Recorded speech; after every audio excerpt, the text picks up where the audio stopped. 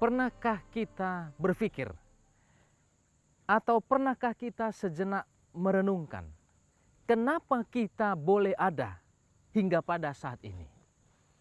Dimanapun Anda berada, saya berada di tempat ini, pemirsa ada di tempat di mana Anda berada. Pernahkah kita terpikir kenapa kita bisa ada? Bagaimana kita bisa ada di tempat ini pada jam ini?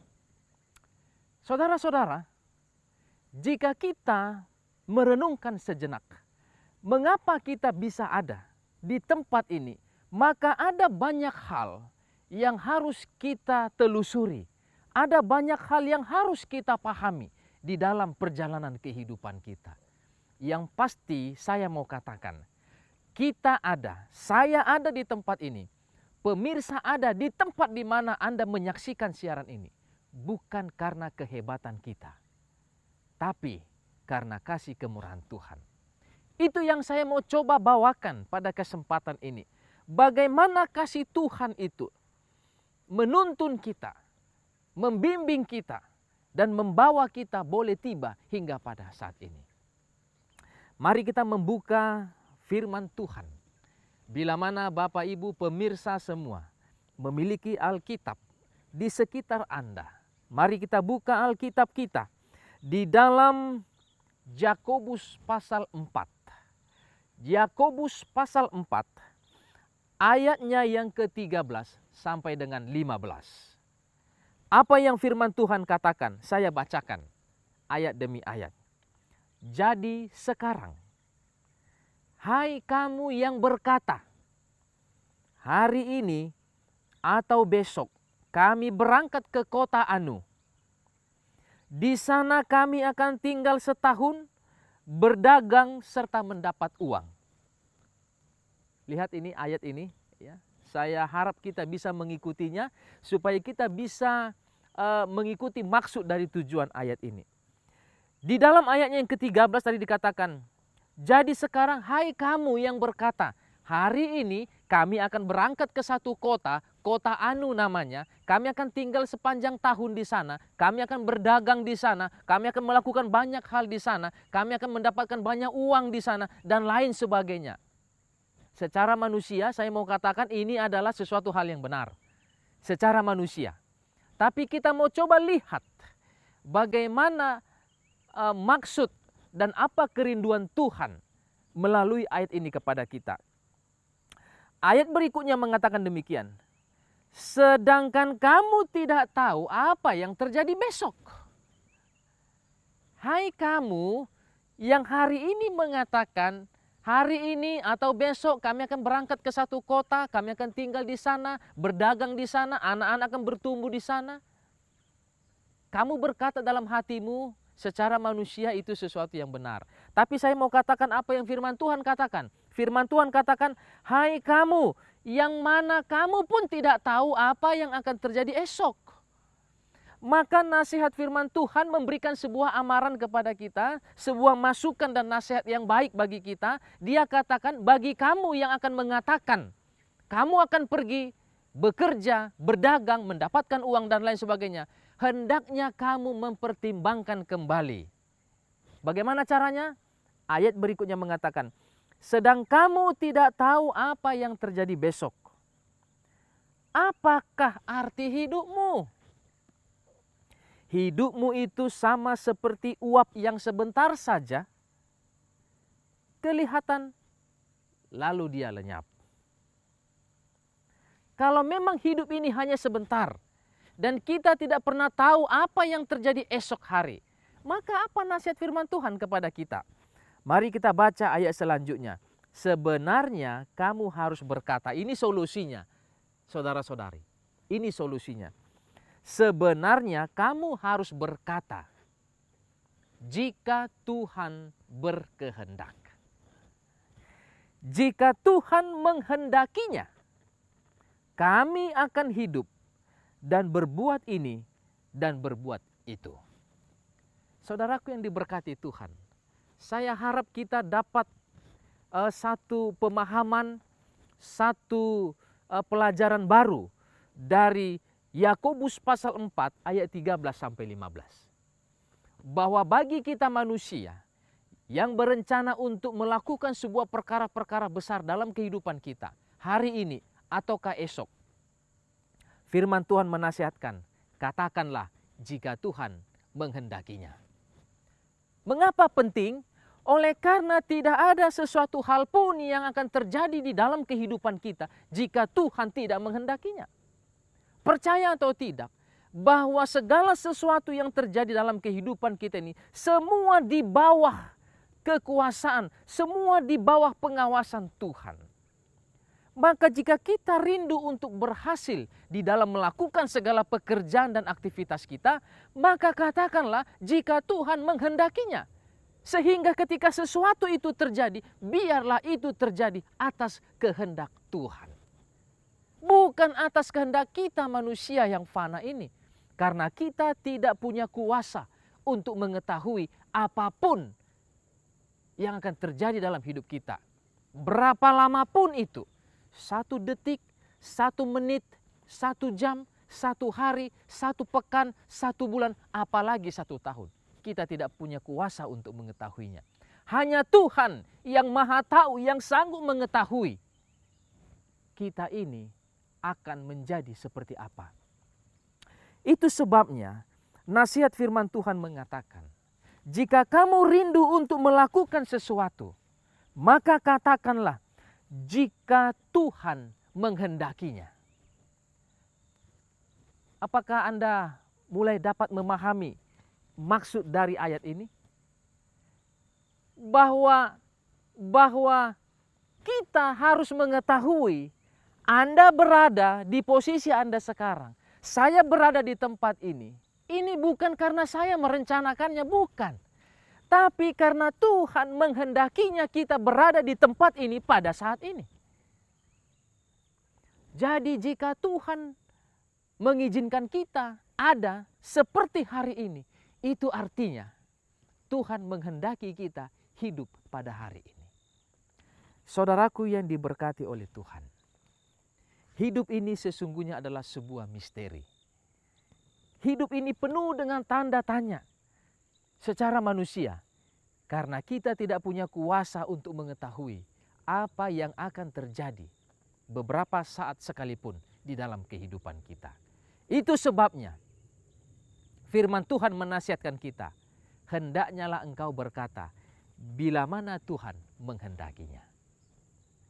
Tetapi sebagai umat-umat yang percaya, saya mau katakan, meskipun kita tidak mengetahui apa yang akan terjadi 1 detik, 1 menit, 1 jam, 1 hari, dan seterusnya.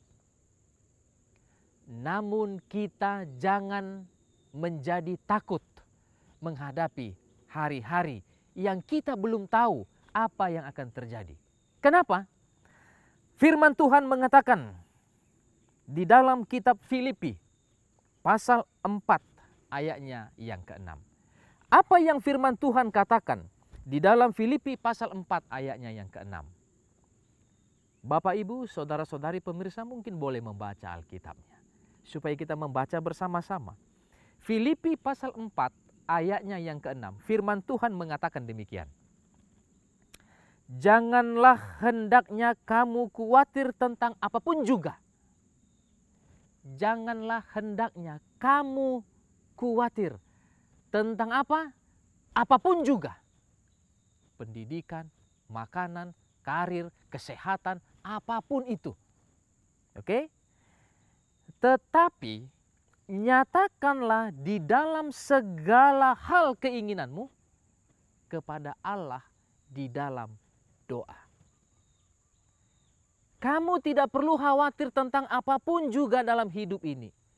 Gantinya kamu khawatir menghadapi hidup yang masih penuh dengan misteri ini bagi kita secara manusia. Maka Paulus menasihatkan jemaat di Filipi.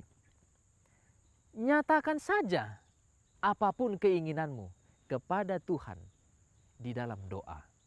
Apa rencanamu? Mau berdagang? Apa rencananya? Mau sekolah? Mau berkuliah? Mencari pekerjaan? Tidak masalah.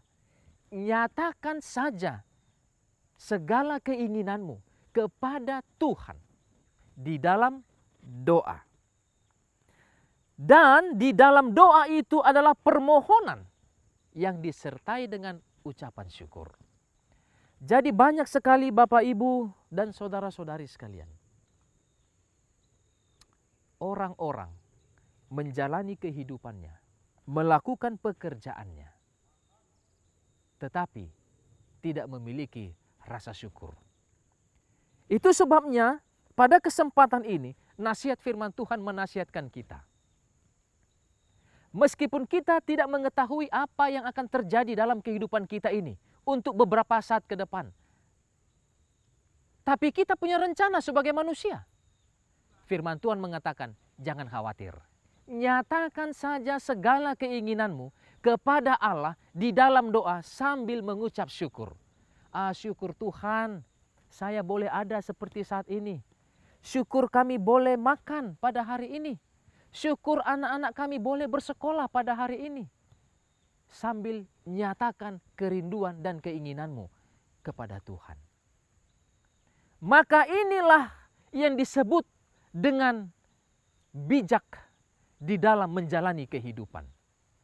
Menjalani hidup yang penuh dengan misteri, namun tetap berharap kepada Allah yang adalah sumber pengetahuan, Allah yang Maha Tahu terhadap kehidupan kita.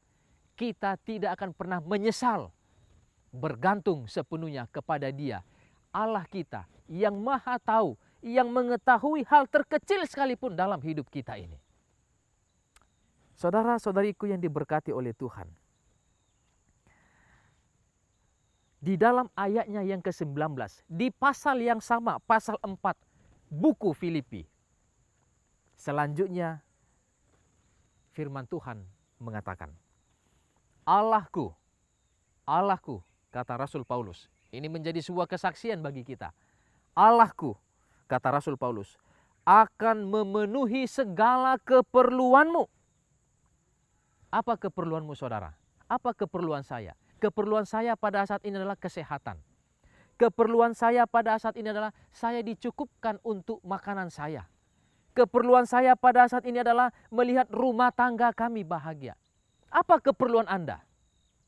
Nyatakan semua kepada Tuhan. Kenapa? Tuhan yang Maha Tahu itu di dalam Filipi pasal 4 ayat 19 mengatakan, Allahku, kata Rasul Paulus, Rasul yang besar itu yang telah mengalami perjalanan bersama dengan Tuhan. Allahku, katanya, akan memenuhi segala keperluanmu. Segala keperluanmu, garis bawahi saudaraku, segala keperluanmu. Keperluan pendidikan, keperluan makanan, keperluan pekerjaan, pakaian, apapun itu. Nyatakan kepada Tuhan. Karena Dia akan sanggup memenuhi segala keperluanmu menurut kekayaannya dan kemuliaannya di dalam Kristus Yesus. Saudaraku yang diberkati oleh Tuhan, apa kita masih kurang yakin dengan petikan-petikan nasihat firman Tuhan ini? Nyatakan segala keinginanmu kepada Tuhan. Tuhan yang Maha Tahu hal terkecil sekalipun dalam hidup kita ini. Tuhan yang Maha Tahu kau kelak jadi apa, esok, lusa, dan seterusnya.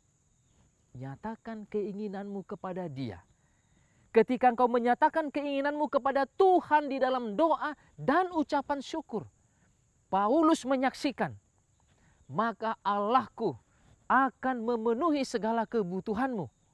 Segala kebutuhanmu sesuai dengan kekayaan dan kemuliaan Yesus Kristus. Luar biasa. Luar biasa sekali. Bersyukur kita berada di dalam satu iman yang percaya kepada Yesus. Dia memberikan jaminan bahkan kepastian bagi kita bahwa Dia tidak akan pernah mengabaikan kebutuhan-kebutuhan kita. Bila mana kita datang di dalam segala kerendahan hati, di dalam doa sambil mengucap syukur.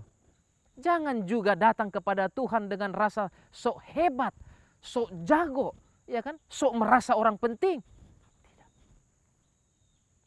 Karena Tuhan juga ketika datang ke dunia ini, Yesus datang ke dunia ini, Dia tidak bawa kemuliaannya.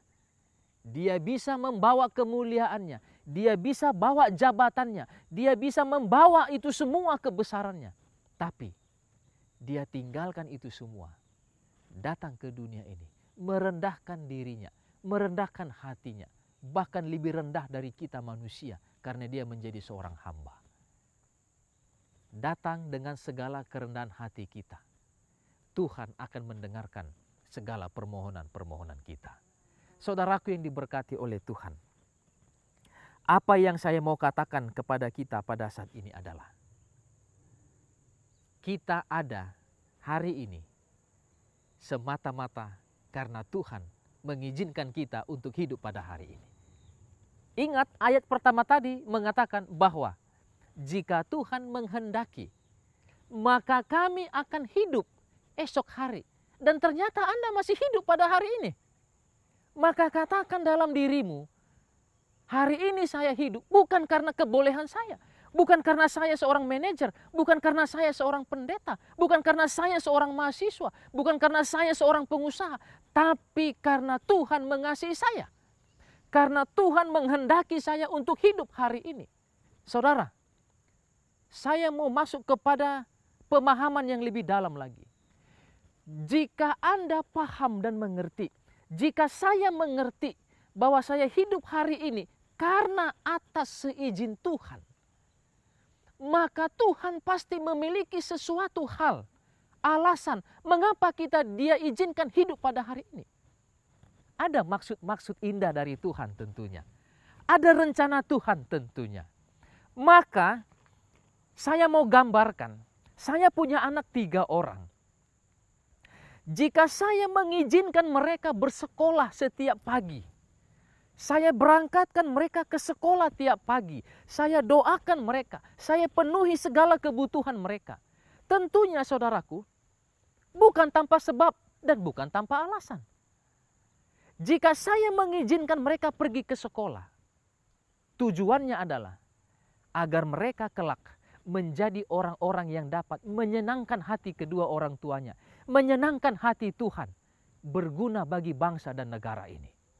Ada maksudnya, ada tujuannya, bukan tanpa sebab dan bukan tanpa alasan. Maka saya mau mengatakan, jika Tuhan mengizinkan engkau pada hari ini hidup, maka Tuhan memiliki satu rencana dalam hidupmu. Pertanyaan saya saat ini adalah, apakah Anda mengetahui apa rencana Tuhan di dalam hidupmu sehingga mengizinkan engkau dan saya hidup pada hari ini? Itu yang perlu kita cari tahu. Apa maksud dan rencana Tuhan? Kok Tuhan itu izinkan saya hidup hari ini ya? Apa kira-kira maksud Tuhan? Yang pasti saya mau katakan adalah, Tuhan ingin kita dapat Dia gunakan bekerja untuk Dia. Tuhan ingin ketika kita hidup pada hari ini, Dia ingin kita menyatakan kasih setianya kepada setiap orang. Ceritakan bagaimana Allah kita itu adalah Allah yang maha baik. Ceritakan kepada orang. Nyatakan kepada setiap orang bahwa aku ada hidup pada saat ini atas seizin dan sekehendak Tuhan. Saudaraku yang diberkati oleh Tuhan, apakah Anda sudah tahu mengapa Anda hidup dan ada pada hari ini? Semua karena kemurahan Tuhan. Semua karena kasih Tuhan. Itu poin yang pertama. Poin yang kedua adalah cari tahu apa maksud dan tujuan Allah mengizinkan kita hidup pada hari ini. Karena tadi di dalam ayat Yakobus pasal 4 ayat 13, jika Tuhan menghendaki, maka bila mana kita hadir pada hari ini karena kehendak Tuhan, maka carilah apa kehendak Tuhan itu dalam hidupmu. Kehendak Tuhan itu dalam hidup kita, seperti yang dikatakan Rasul Paulus dalam kitab Filipi tadi. Nyatakan kepada Tuhan keinginanmu, berdoalah kepada Dia di dalam rasa ucapan syukur, dan rendahkan hatimu di hadapan Tuhan. Saya mau membacakan satu kutipan yang lain dari firman Tuhan. Di dalam Ratapan pasal 3 ayat 21 sampai 23 yang mengatakan, tetapi hal-hal inilah yang kuperhatikan. Oleh sebab itu aku berharap. Perhatikan kalimat terakhir ini. Tak berkesudahan kasih setia Tuhan tak habis-habisnya rahmat-Nya, selalu baru tiap pagi. Jika Tuhan menghendaki Anda pada hari ini menyaksikan siaran ini, jika itu adalah kehendak Tuhan, maka itu adalah kasih setia Tuhan yang dinyatakan kepadamu. Karena kitab Ratapan mencatat, tak berkesudahan kasih setia Tuhan, tak habis-habisnya rahmat-Nya, selalu baru tiap pagi. Tiap pagi saudaraku selalu baru. Membuktikan bahwa Allah itu adalah Allah yang penuh kasih, penuh dengan kesetiaan. Allah yang maha tahu, yang mengetahui perjalanan hidupmu hari ini. Dia mengetahui kau mau jadi apa hari ini. Kasih setianya Dia selalu nyatakan kepadamu. Setiap pagi selalu baru, selalu baru, selalu baru. Saya mau membacakan kutipan yang terakhir, yang ditulis oleh seorang hamba Tuhan yang setiawan, yang bernama Ellen Gold Harmon. Dia ini adalah seorang penulis buku Kristen yang luar biasa, yang Tuhan pakai semasa hidupnya untuk bekerja bagi Tuhan. Dia tuliskan kesaksiannya dalam sebuah buku Life Sketches yang mengatakan demikian. Dalam meninjau sejarah masa lalu kita, setelah menempuh setiap langkah maju ke posisi kita sekarang ini. Ya. Jadi dia mengatakan, setelah saya meninjau masa lalu saya, setelah saya meninjau perjalanan hidup saya, dari masa lalu hingga pada hari ini saya ada di tempat ini, saya dapat mengatakan, puji Tuhan. Puji Tuhan. Saudaraku, saya berharap Anda mengerti dan memahami kalimat ini. Penulis buku rohani ini, Ellen Gold Harmon, mengatakan, setelah saya mereview kembali perjalanan saya dari tahun-tahun yang lalu hingga pada saat ini, setelah saya lihat, saya review, saya perhatikan, saya telaah, saya pelajari perjalanan hari demi hari, bulan lepas bulan, tahun lepas tahun, hingga pada saat ini, saya menyimpulkan, saya harus mengatakan puji Tuhan. Kenapa puji Tuhan? Karena ada sesuatu hal yang dia rasakan setiap hari dalam kehidupannya. Tentunya pimpinan dan penyertaan Tuhan.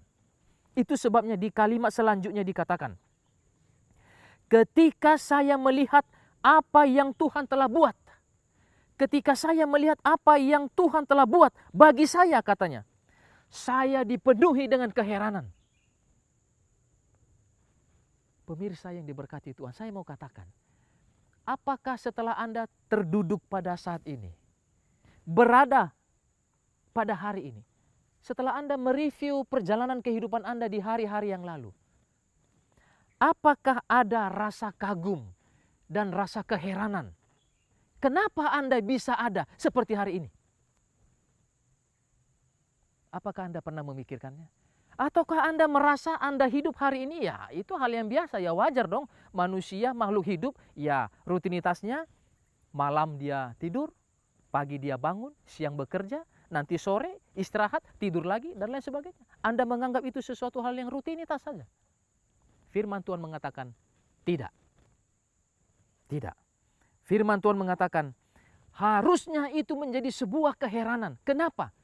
Karena jikalau bukan Tuhan yang membangunkan kita pada pagi hari, kita tidak akan pernah bisa membuka mata kita. Bukan karena kehebatan saudara dan saya, sehingga kita bisa bangun pada pagi hari dari tidur kita yang panjang sepanjang malam. Tidak. Bisa saja ketika kita tidur sepanjang malam terjadi gempa bumi, terjadi kecelakaan, lalu kita binasa. Bisa saja. Tapi karena kasih setia Tuhan, Dia bangunkan kita pada pagi hari untuk merasakan kasih dan kebesaran Tuhan. Itulah yang dia katakan, saya menjadi heran. Kenapa heran? Ya, dia heran. Kenapa saya bisa ada seperti saat ini, sehat-sehat?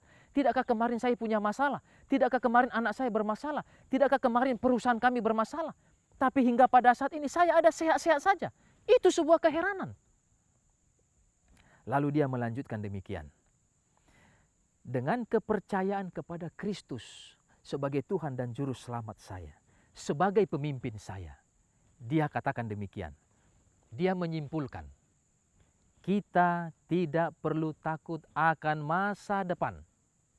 Saudara dan saya tidak perlu takut menghadapi hari esok, minggu depan, bulan depan, tahun depan. Kita tidak perlu takut, kita tidak perlu ragu, kita tidak perlu memiliki rasa yang sangat takut besar sekali menghadapi hari esok yang kita belum tahu apa yang akan terjadi. Kenapa? Dia mengatakan demikian. Kita tidak perlu takut akan masa depan kecuali kita, saudara dan saya, melupakan bagaimana cara Tuhan memimpin kita di hari lalu, minggu lalu, bulan lalu, tahun lalu.